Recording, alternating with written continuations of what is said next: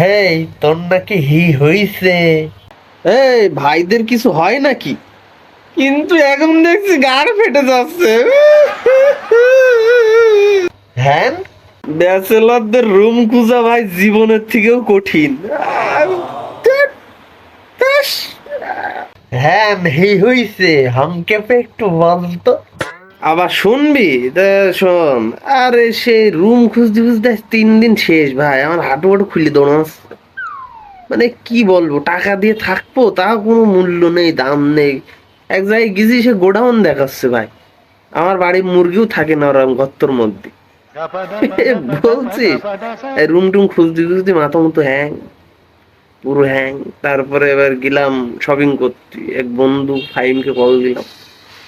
এইবার উঠলাম রিক্সায়, একটু সামনে গিয়ে দেখি কি এক মাদারি লাল মোটর সাইকেল, ওর আবার হুড়মার কুড়িয়ে পিক আপ টান দিয়ে আমাদের ওভারটেক করলে।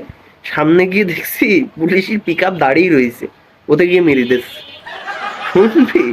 আর একটু সামনে গিয়ে দেখছি আর এক রিক্সাওয়ালা জ্যামে আটকে গেছে, ঘুম দিচ্ছে একটা। সে কি ঘুম! আমার রিক্সাওয়ালা আমার গুতমি দিয়ে বলছে, ভাই ওই দেখে দেখছি ঘুমিয়ে হার।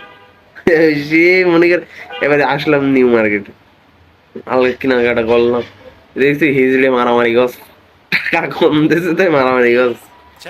মানে এক এক কাহিনী ভাই, সেই ভাই। তার মধ্যে মনে কর প্রেশার পুরো এখনো, মানে হাসছি খেলছি, এই কথা বলছি ভালো লাগছে। যে ফোন রাখবো সে মনে কর মরি যাবো, যে মনে হচ্ছে কনে। ভাই আমি তো রেডি, ভাই আমি রেডি হয়ে গেছি মেট্রোর নিচে। আমি রাত কাটাবো, আর সকাল হলে বন্ধুর রুমে গিয়ে গোসল করে ফ্রেশ হয়ে বের হয়ে যাবো। এই ছাড়া কোনো উপায় খুঁজে পাচ্ছি না। এ কি অবস্থা! অবস্থা বেলাই। আহ, পুরো খেয়াই ভাই।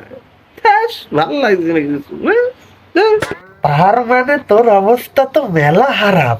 ক্রেজি ক্রেজি ভাই, কিন্তু মজা হয়েছে, মজা হয়েছে ভাই, মজা হয়েছে। ও ইয়ে। কিন্তু কিছু সময় পর পরই আমার প্রেশার উঠছে। ভাবছি রাস্তায় ঘুমানো লাগে কি আমার।